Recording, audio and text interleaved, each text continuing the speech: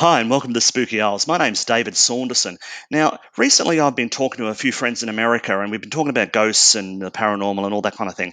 And it's become very clear to me that a lot of people outside the UK don't know some of our greatest paranormal investigators. I actually mentioned to one friend who was, very quite high up in the paranormal community in America, and they didn't know what Borley Rectory was. Certainly didn't know who Harry Price was, and I thought this is something that we can't let go on any further. I know there's obviously a lot of famous people on the television nowadays who are doing investigations, but I think just some simple old school ghost hunting knowledge is worthwhile. So, thinking about that, I was speaking to Steve Parsons, who is the author of the Society of Psychical Researchers Guidance Notes for Investigators of Spontaneous Cases. Is a big long word for big long title for you, and I thought he really does know a lot about ghost hunting. He knows about how to do it today, and he also knows about how they used to do it in the past. So I'm getting Steve on again. He's been on before. He's really entertaining. He does his own radio show, international. Oh, I always muck this up. I'm sorry, but he could tell us when we come on. So we're going to be talking ghost hunting with Steve Parsons.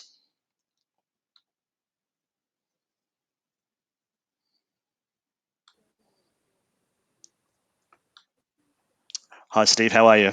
Hi, all good. It's Ghost Chronicles International, by the way. I was calling it anyway. Ghost Chronicles International. Yeah. How are you? I'm very well. Can I also just go back and look at the title of the guidance notes for the SP? Okay. Because actually two books. Okay.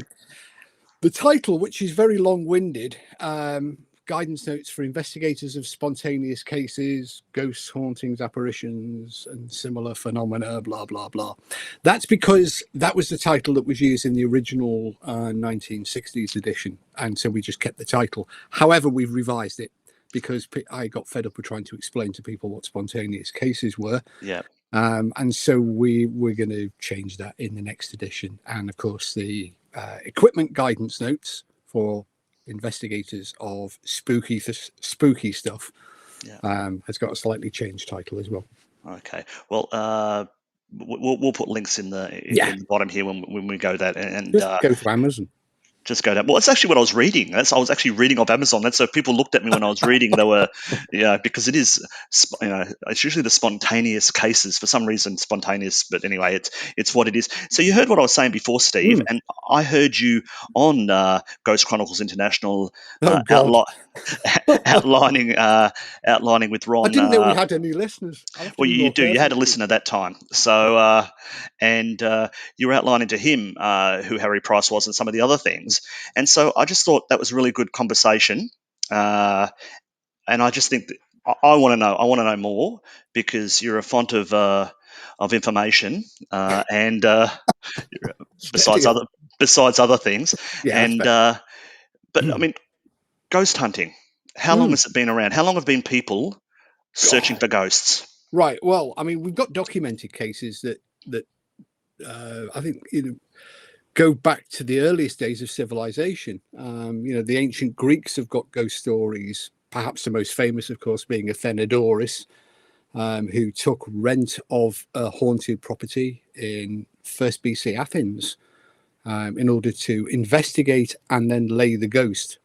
It was your classic chain rattler as well. Mm. The whoa with all the chains and the full Dickens. Um, there's ghosts in Chinese culture, and of course wherever you have a ghost, you have someone foolish enough to want to go and try and understand what's happening and what people are experiencing, what people are seeing or hearing. And so I guess you can't have ghosts without ghost hunters. And as we've had ghosts that long, we surely have had ghost hunters for the same length of time. So what was there anyone in between then? Like how Oh did he well, go? How did well, he go with this original ghost hunt? Did he find anything? well. Athenodorus absolutely did, and I think we can even learn a lesson from first century BC Athens with Athenodorus, because when he rents the property, he encounters or he becomes aware of the spirit standing next to him and giving it the full chains and woo and all that. Mm. And he ignored it. He just kept writing, and because he was obviously aware of his own psychological and expectation, so he kind of like takes a step back before he pays attention to the phenomena that's occurring. And I think that's a good lesson. We don't want to rush headlong into, oh my god, it's a ghost. Mm. I mean, even in Dickens, Ebenezer Scrooge doesn't rush headlong into this idea that the spirit that's appearing, Marley's spirit when it appears, is necessarily a ghost. The famous line, there's more gravy than grave. I Mm. think that's the right way around. Or is it more gravy than grave? Well, it More could be a grave piece than a piece of gravy. Yeah, underdigest cheese, yeah. he I think it's says. so, I think that what you see now is a modern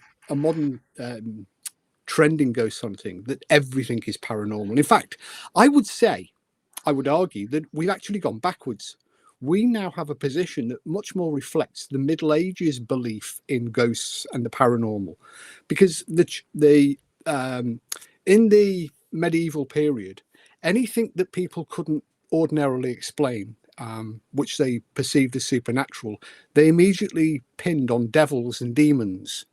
They point, oh, it's the work of the devil, it's a demon, it's a. Mm. That's what we're doing today, isn't it? On these television programs, you've got investigators rushing around in the dark. The first noise that they hear, it's a demon. It's kind of like the Renaissance never happened in ghost hunting. Mm. Well, We should. what was it like? What was it like ghost hunting in the Middle Ages? I mean, Well, I we talked wasn't ancient there. Greece.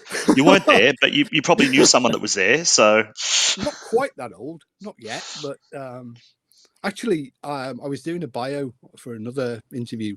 Um, it was for the SPR for their conference, and at the start of it, I realised, because it was actually very close to my birthday, and I realised that it marked half a century since I started to ghost hunt. I thought, 50 years. I mean, it's like, Jesus.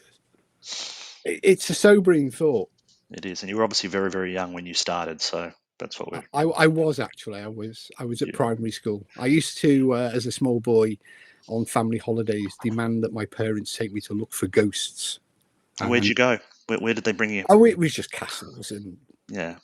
places that looked a bit spooky, But I always wanted to see a ghost. That's what it was. Mm. I'd read some of the stuff. I, you know, and I just wanted to see a ghost for myself, because if you read the early accounts of investigators like Harry Price, Hubert Thurston, Elliot O'Donnell, uh, they seem to, even Peter Underwood, they all, they would go and visit their friends in a stately home, and they would sit on the stairs by candlelight, with the musket and plate of, sandwiches, and the ghost would appear. The white lady would drift down the stairs.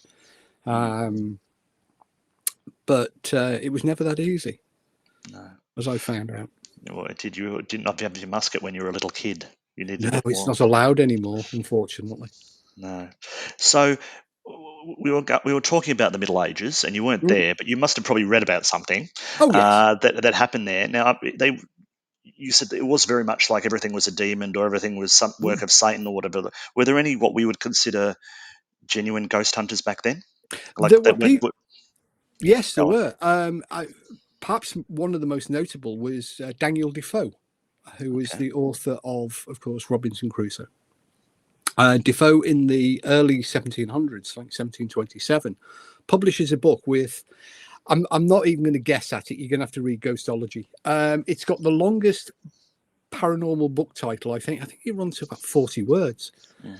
A history of anyway, and he looks at the subject in really in some depth, and cautions the reader that not everything is the realm of devils and angels and spirits, and that often the ordinary world can affect people's experiences. So Joseph Cotton was another. who was, I think the era of Charles II. Another of the scientific classicists. That's quite the right way of describing them, but these were gentlemen of leisure who pondered on things, Mm. and they did realize that rushing headlong and blaming everything on the devil is not necessarily the correct approach. What kind of techniques do they use? Are you aware of those? Well, actually, technique wise, for the greatest part of the history of ghost hunting, the technique was just simply being there, sitting on the stairs with a candle and a musket, very rarely a musket, but it did happen, and just watching and observing. They didn't have any tools with which to document the experience. There was one occasion I remember from childhood, growing up in Cheshire, Thurston Hall, Yeah. where an artist had taken, spending the night in the haunted bedroom, and he sketched the phantom, the ghostly apparition as it appeared. But there were no tools. We didn't have tape recorders, or it was just the God-given senses. And in many ways, that's my mantra today, because we can be bamboozled by the equipment. We have investigators now going in with literally truckloads of gadgets, tools. The internet, social media is full of sites selling these devices, ghost detectors, ghost radars, there's apps for your phone, all of which lead you to focus on this small screen or the flashing lights on the device itself, and not really looking around anymore. I remember a salutary lesson from my own early days with parascience. We were up at the Ellesmere Port Boat Museum, myself and Dr. Winsper, who I think has been on the show quite recently. And we had a number of CCTV cameras. And of course, it was the classic way of, you have the CCTV cameras and then you have a base where you have the screens, and and we had other members of the team dotted around the location, and there was a couple behind us, and there was all of a sudden a big commotion from behind us. So we spun round, and the the team members who were behind us, came charging past us forwards. We spun round, we turned some of the cameras around, and anyway, after a couple of minutes, when the commotion and the kerfuffle had died down, we said to these two, "Well, what was it?" He said, "Well, we were looking at the screen, which of course was facing them, and we could see movement. We realised actually they were looking at the screen of a camera that was facing back from, so they were watching themselves on the camera." Mm. And it was a salutary lesson that we often pay a lot of attention to the equipment and not to the location in which we're in. And the early investigators, of course, weren't bedeviled by these tools and by these devices. And I think some of those early investigation accounts are much more interesting in terms of the human experience. Nowadays we've got accounts of, well, the spirit appeared, and we know it appeared because there was an orb, or because the red lights flashed, or because there was an EVP. But there's no human element to those experiences any longer. And I mean, that's interesting when you talk about it. We get really. It's a bit like when you go somewhere and you've got your camera and you spend your time taking photos, but you actually never actually look at the scenery because you're too busy taking the photos. and of course, when you're looking at a camera, you tend to focus on small parts of the screen and can miss. I mean, I'm sure you're aware of the famous psychology experiment with the gorilla in the baseball court, where they're all watching the baseball and the guy in the gorilla suit walks past. It's very, very simple to become absorbed by elements within the screen and all the screen itself, and miss the bigger picture, miss what's really going on. We often get accounts where people claim that they were alone when a picture was taken. And yet clearly from another point of view, I've looked at ones where the person taking the picture swears that they were the only person there. But another camera with a different viewpoint clearly shows that there was somebody else there. Mm. But that person has just never registered with them. It was completely, their brain never acknowledged the existence of this individual, and they became completely convinced that they were alone. So, what were the kind of the instruments? What would like an old school ghost hunt before the age of having cameras and tape recorders and things look like in the olden days? Well, I mean, if we look back at perhaps some of the early Ghost Club with Peter Underwood, or indeed Harry Price, or beyond that, I mean, the Ghost Club is a bit like one of those brooms. It's like they claim to have been founded in 1862, and they've had 14 new handles, I think 7 new heads down the years.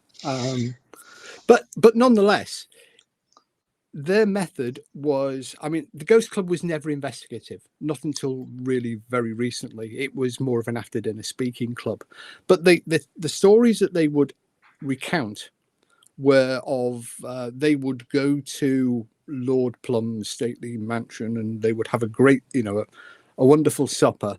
And then as the clock struck 12, they would take a chair into the haunted corridor, and they would make themselves comfortable with a candle and a book to read, and they would just sit there and wait for something to happen. Mm. And then they would witness what happened, maybe write it down afterwards in their journal, and then bugger off to bed and have kedgeree and served by the butler the following morning. So it wasn't like what you could nowadays, full of every 5 minutes writing down what you smell and all what's happening. It No, was very much a leisurely, like, let's sit around and read our book and do you know, nothing. there's a very great, there's a great deal to be said for that methodology, and it's something that I always, well, certainly in the last 2 decades, it's my preferred method. Just being at the location. The first to introduce technology, people say, "Oh, Price invented the modern ghost hunting technique," which in reality he probably did. But we can wind back a little further to certainly the 1890s. Prior to that, you did have spiritual explorations or instrumented studies into spiritualism and seance room phenomena. In the 1850s, you had the American chemistry professor Robert Hare, and then of course Crooks and Lodge, and they were instrumenting seances or aspects of mediumship. So there was the spiritoscope, which was designed to measure the forces that the medium was applying to communication devices in order to make the numbers and letters appear. But I think one of the very first instrumented or attempted instrumented investigations of a haunted house is in the 1890s with Bee House, or Belekin House, up in the Scottish Highlands. It was a shooting lodge. And there was a group of intrepid investigators, some of whom were members of the SPR, and they had rented the property for a period of time. And they, as well as witnessing the phenomena, they also decided that perhaps there was an opportunity to test some of the ideas. One of the hypotheses that they were considering was that some of the noises and sounds and events were due to seismic activity, and they did plan to bring a seismograph, and they also planned to bring a phonograph in order to be able to record some of these phenomena. Now, they got themselves on a sticky wicket in the Times with some bad publicity by the owner, and those plans sort of melted away. But it is one of the very first documented attempts at objectively recording haunting phenomena. Okay. So you were mentioning Harry Price there a little bit, and Mm. that was the sort of the why we're having this conversation. Well, in my Yeah, mind, we are it's a because long segue, but we're going to get there. it's a long segue, but we got there. Now, because the important thing is, I just thought, look, I've been reading a lot of the history of ghost hunting lately. I even read yesterday on the Wikipedia. There's some suggestion that the American uh, parapsychologist Hans Holzer invented the word ghost hunter, which is clearly not true, and it is on the Wikipedia. I think it even suggests on Wikipedia that it's not true, but even the fact that it's there. When did they start using the word ghost hunter? Who do you think? And well, certainly it happened well before the 1960s, didn't it? Oh, absolutely. I mean, Price does refer to it, does use the word. I think actually much even before that. Elliot O'Donnell, Hubert Thurston are using, if not directly, the term referring to themselves as a pastime. They are referring to the act of ghost hunting, hunting for ghosts. I think I would say yeah, we could go really right the way back to the beginning of the 20th century, if not before. And Yeah, it was, and you can see reading through the literature, it wasn't an uncommon expression, hunting for yeah, ghosts, ghost hunting. And of course, if you are hunting for ghosts, you are a ghost hunter. yeah. And that phrase, that description of what you're doing and the activity was certainly in common parlance, even before Price. So can you tell us? I've got a picture of Harry Price here. I've got some nice Mm. photos here. So here he is. We often see him looking with his pipe there. They all seem to get their photograph in the pipe in those days.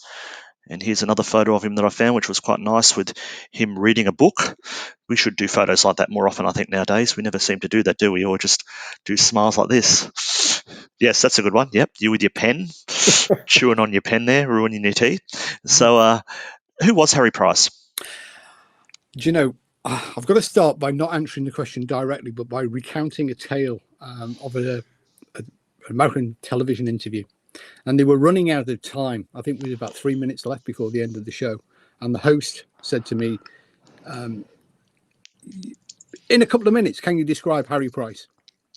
Now, this was a ghost hunting television thing. I turned around and went, yeah, he was a small boy. He lived under the stairs. He had a pet owl. He went to a big magical school. Nobody questioned me on it. Nobody went, Yeah, yeah. Okay, well, we know he's not that person. no, he's not that. So He's not that. he's not But that Harry Price. no, He's another no. Harry Price. But type Harry Price into an eBay search engine, and most of the things that come up are Harry Potter. But there we are. Okay. No, Harry Price was he was an engineer. He was an amateur inventor.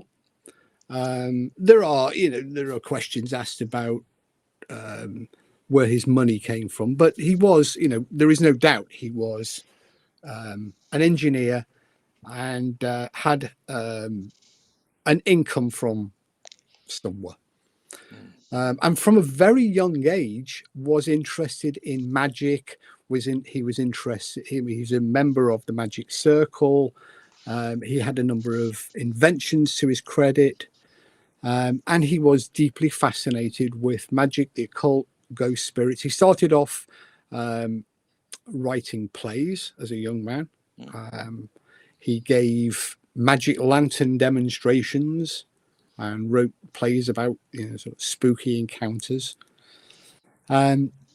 And he started.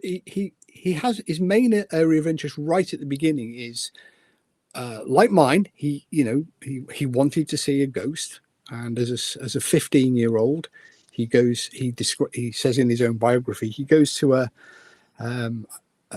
rectory or a manor house in Shropshire because he's protecting the identity, so he's not saying where it is, with a school friend. And there have been accounts of a ghost within the property. So he persuades the owner to allow him and his school friend in. And they rig up a camera with a photo flash. And those days it was powder flash, where you measured out a small amount of explosive flash powder. And he used a tobacco tin to do that. And they set up the camera at the bottom of the stairs, down which the ghost was said to walk. and they positioned themselves into the drawing room to await proceedings. And during the night, they did indeed hear the footsteps descending the stairs. And as on previous occasions, when the footsteps got to the bottom, they paused and then they returned back up. Price waited. He pressed the button to take the photograph. He says in his own words, he might have used a little too much flash powder. They never did find the tin it was in. And he said, and I distinctly heard the ghost stumble. And then he puts a wry comment in about he may have actually blown a poltergeist up. But what Price did is he took his interest in mediumship into haunted houses, because he had developed, after his brief time with the Society for Psychical Research, he established in 1925 the National Laboratory for Psychical Research in what's now the Spiritualist Association headquarters in Queensbury Street Gardens in London. It's still there, and you can still visit the floor on which his offices were in. And he had a fully instrumented laboratory there in which he could test claims of mediumship. And in order to help him, he had developed a number of devices, a spiritoscope, the telekinetoscope, and special electric gloves and socks, or shoe covers, so that if anybody let go of anybody and the medium's hands were freed, an indicator light would come on. He used thermometers, he used infrared photography in order to study mediumship. And he took those same tools into some of the haunted locations that he was also investigating. Had that not been done before? No. And I think Price is actually the first person to develop what we call this modern instrumented approach to ghost investigating, and which all comes to a head at Borley Rectory. Now, Borley Rectory is a big red brick house in the middle of nowhere in Essex. It's so close. It's in Essex. It moves. In Essex. Yeah, it moves back and forth with my memory. But it's the wrong side of the river, so it's on the Essex side of the river, and the river at the bottom of the road is Sussex. It's the boundary, and it's a little tiny. I think there's about 8 houses there and a church, and the rectory was obviously where the vicar family lived. And it had gained a reputation long before Price's intervention as being one of the most haunted houses in England. That was the title of his first book about Borley Rectory, but he didn't give it that title. The title existed before he was there. It had a reputation in the area. He had the opportunity to buy the property. He decided not to. He instead opted to rent the property for a year and to put in an independent team of investigators. And he visited periodically. He wasn't there for the entirety of the 1 year investigation, possibly due to ill health. But he gives the investigators a series of notes for guidance, which had a blue card cover. There were 50-something copies made for his team, and it became known as the Blue Book. Now that's reproduced in Price's book about Borley Rectory in one of the appendices, and is still, for the most part, the basis upon which modern investigating is based. That you have a team of observers, and that they regularly move around and check the location, and that they set up, different experiments, different pieces of equipment. Price does caution people that there might, it's not always paranormal. There might be small boys from the village breaking in, or animals nosing through the window, or branches rapping against the glass. And he had, in his biography, you'll also see a picture of his famous ghost hunting kit, and which consisted of such wonderful things as a flask of brandy. We're not allowed them anymore. Felt overshoes or felt slippers for walking around silently around the building. a lesson that many of the modern television investigators could well learn from. Mm. Said the shouting dude at the top of the voice every time they walk into a room. Um, and a flask of mercury. Now, that's something that's definitely not allowed anymore. But he was using that to detect vibrations. Mm. And there'd be things like sealing wax and cotton and talcum powder for spreading on floors. And it was all fairly basic stuff. But when you look at it, it's modern contemporary today in all of our equipment kits. We don't necessarily sprinkle talcum powder around anymore. Not because it's of no use, but simply the National Trust don't like us doing It's it. messy, yeah. Yeah, and it does tend to get a bit messy. We're not allowed to draw on the walls either with pencil or chalk anymore. Um, but this idea of you are trying to objectify an experience. If the object moved, by how far did it move? Over what period of time? If the temperature changed, how much did it change? Over what period of time? So what's the rate of change? Can we objectively photograph the phantom? If somebody says that they can see an apparition, can we record the sound? Price did have access to sound recording equipment. Price had access to infrared photography, as I mentioned before. He used calibrated recording thermometers. And he used that at Borley with the cold spot, for example, which is outside the focus of the haunting, which was the Blue Room, which was up on the first floor, in which two of the incumbents at Borley Rectory had passed away. So what happened with Borley? What did he discover there? Well, it burnt down, unfortunately. The investigation, his investigation, was rather inconclusive. His 1-year investigation. There had been a number of theories that he was testing, one of which locally was that there was a convent or a monastery. There had been a religious establishment on the site, and that it was connected to that. Others that it was connected to previous incumbents, others that it was connected to a previous building that had been on the site, or even underground tunnels. And Price, in his way, explores each of those ideas, but doesn't reach any conclusion with Borley. And frustratingly, of course, it burns down. Now, Price also, I think, rather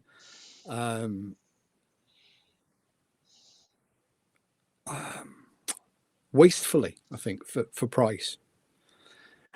In his second book, he pursues an idea by a Church of England, I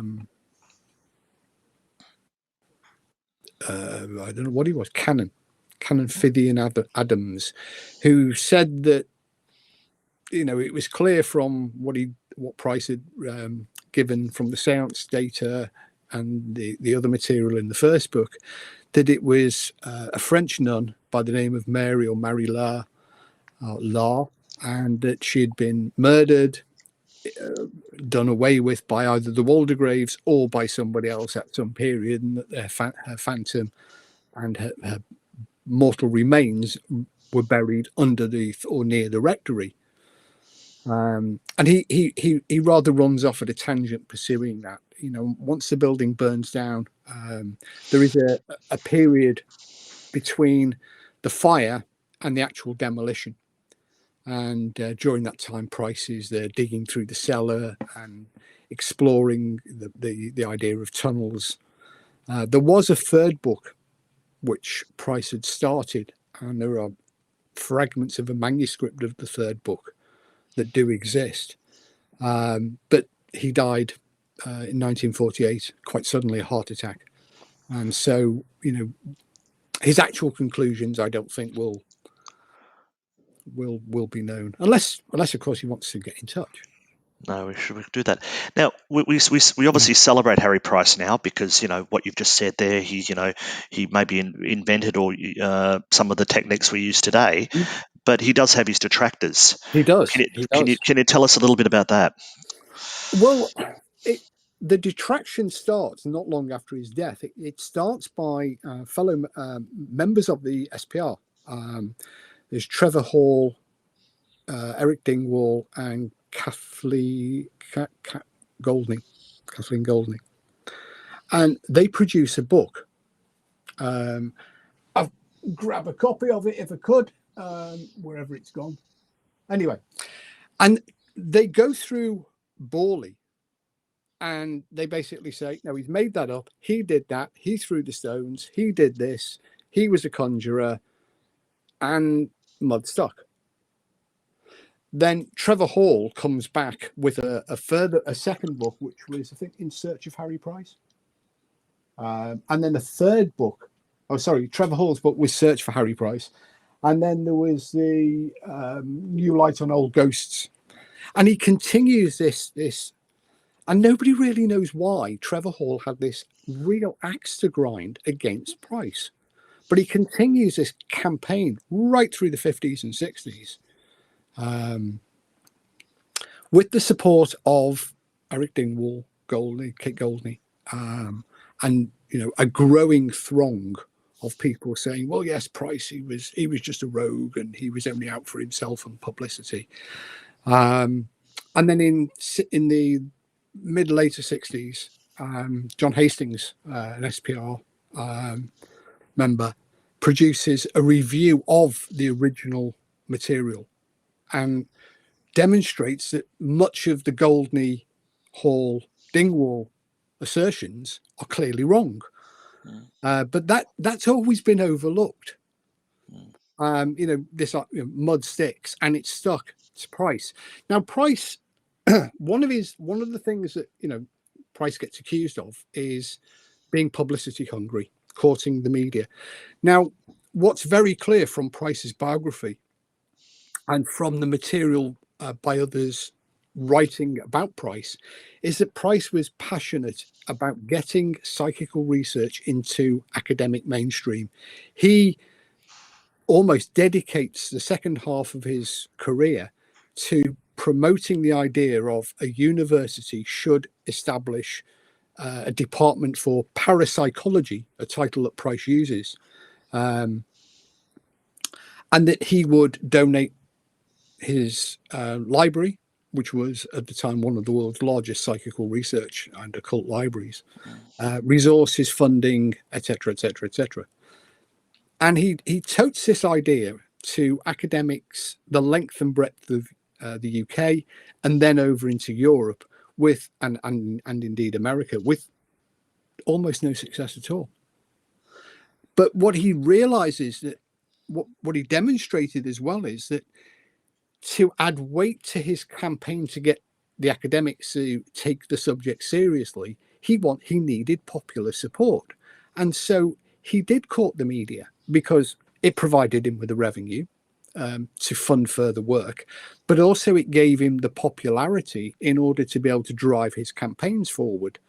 This idea of pushing academics and academia to establish research facilities to study the phenomena. Now, if you look at what he did the world's first ever live radio broadcast ghost hunt from Mepham Manor in 1936. He gave numerous television and radio lectures to on the subject of Borley and ghosts and mediumship. He also gets condemned for the Brocken Mountain stunt, where he was going. He assembled the press, and he's going to change this Adonis young boy into a goat, or a goat into a young boy. And of course, fails spectacularly, which Price knew all along he was going to fail spectacularly, the aim being to demonstrate the futility of the whole idea that you could turn a person into a goat or vice versa. The media, of course, slam him for that and went, "No, it failed. It was just a big publicity stunt." Like with Jeff the Mongoose. Yep. Price had heard the stories coming out of the Isle of Man about this weird beast that could speak. He sends one of his contemporaries over to take a look. The guy comes back and says, "Yeah, I think there's something in this. you might want to go over. Price goes over, of course, as in all good poltergeist cases, the thing disappears and comes back afterwards. Price never says definitively that Jeff is a real mongoose. The only person that says it's a mongoose is the mongoose. And he gets criticised for then running around the Isle of Man looking for mongoose. Now, funnily enough, there are actually, and at the time, there was a native population of mongoose on the Isle of Man because they'd been brought in to curtail the population of rabbits. And inevitably, like we've got populations of wallabies running around in Derbyshire, these things get out. So, but he used exactly the same tools that my friend Dr. Kieran O'Keefe uses. Twitter, social media, all of the leading academics, all of the leading investigators have to participate on social media. And they've learned to use social media and the media to assist. I mean, who'd have heard of me but for 6 episodes of Most Haunted, for crying out loud? Well, that's the weird thing. I haven't done anything differently for 50 years. I've, gone out and looked for ghosts, and yet people go, "Oh yeah, you were on Most Haunted." And I think that's right, because you find that you'll have someone who's got nothing to do. This is me having a little whinge here, but you'll have some blogger or something like that that'll run a story or do something on YouTube, which will be, "Is this a ghost?" And it'll be just some blurry thing that's nothing at all, and it's very boring and it's not entertaining at all. They'll get 50,000 views or something like that, and we'll have this wonderful conversation here. We're actually discussing things, and it'll do all right, but. Yeah. It just seems strange to me that people want to see blurry nothings on the screen. Well, two of the most popular ghost investigators in the UK at the present time are a husband and wife from Yorkshire. 7 nights a week, almost 365 nights a year, they go out with catch clickbait headlines. OMG, ghost scene in. They have upwards of 20, 30, 40,000 viewers per night for their antics. And they're topping all the polls as, our foremost expert ghost investigators. Anyway, good luck to them. Because that's how it is nowadays. It is good luck. I've got a couple of kids, and the younger, the second middle one was, you say to them, "What do you want to be when you grow up?" Now, I don't expect them to be, saying, "I want to be a ghost hunter." In fact, none of them have. But, we were engine driver, astronaut, doctor, lawyer. He says, video game designer and be famous. And the other one said, influencer. Well, there you go. There you go. That's the jobs for today. The quickest route to be the UK's best ghost hunter is just to get on social media and tell everybody you are. Yeah. So really, what Harry Price was doing is not any different to this. He's probably actually doing it a lot more classy way, because all he was doing was inviting the media to and doing things. He needed the media. Yeah. And he used the media, and of course that wasn't a very British thing to do in the 30s and 40s. Yeah, a bit too showy, maybe. Mm. So now there was an excellent film about Borley Rectory a couple of years ago by Ashley Thorpe, which came out. That was a lovely film. There was also a very dodgy TV show on Harry Price. So if anyone sees that, it was Harry Price, the failed psychic, or something like that. It wasn't very good at all. Conjuring in order to It obviously was a pilot for a TV series. It never went anywhere. I think Trevor Hall was sort of ghostwriting. Maybe, but it's a dreadful one. So if you see that one, I think it's called Harry Price Ghost Hunter, and it's basically like Harry Price superhero, dodgy bloke, whatever. So don't worry about that. But I think stick to the books. What you mentioned a whole lot of. So there's obviously a lot out there if you're interested in Harry Price. Now, since then, and we had our sort of little whinge there about the state of ghost hunting today. Oh, we didn't even get started. We didn't even get started, and that's Didn't because even get off first base that one. because we're very positive, because we look at what we do in our lives, and we're trying to improve paranormal research and investigation. This book that you told me earlier, I think before the thing that you haven't read in years that you wrote, Oh yeah, you haven't looked back on it for a the few one years, that's but just unfortunately out of reach, and I can't just just grab it. reach, and we referred to it, and I forgot, and you could whatever it's called, because it's called, what's the full name of it again? Ghostology. I wasn't talking about ghostology, actually. I Oh, was mentioned ghostology. That's your book. I'm talking about the SBR notes. oh Of yes. course, there's Hang on. ghostology. We all know ghostology. If I can just slip away from the screen for a Yeah, moment. yeah.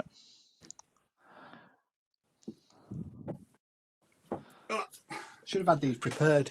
I think this is what happens when you write so many books. You forget what I'm talking about. No, I've only written 5. Well, then you've got a This much one. worse memory.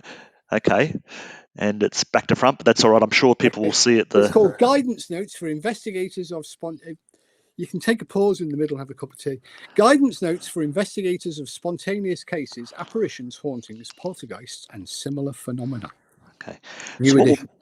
what will people learn from that? Because obviously there's lots of, Zach Baggins had I think a dummy's guide for ghost hunting. There's That's quite a lot it. of, there's quite a lot of books out there. Yeah. Now, this is obviously a much more serious guide. Well, it's obviously been, it's got the tick of approval from SPR, the Society of Psychical Research. I published it. They published it. Well, that's why they ticked approval. They hardly like to publish something they don't like. What will people learn from this? Because I imagine there'd be a lot of people could learn quite a lot and quite useful information. Can I quote from the book? You can.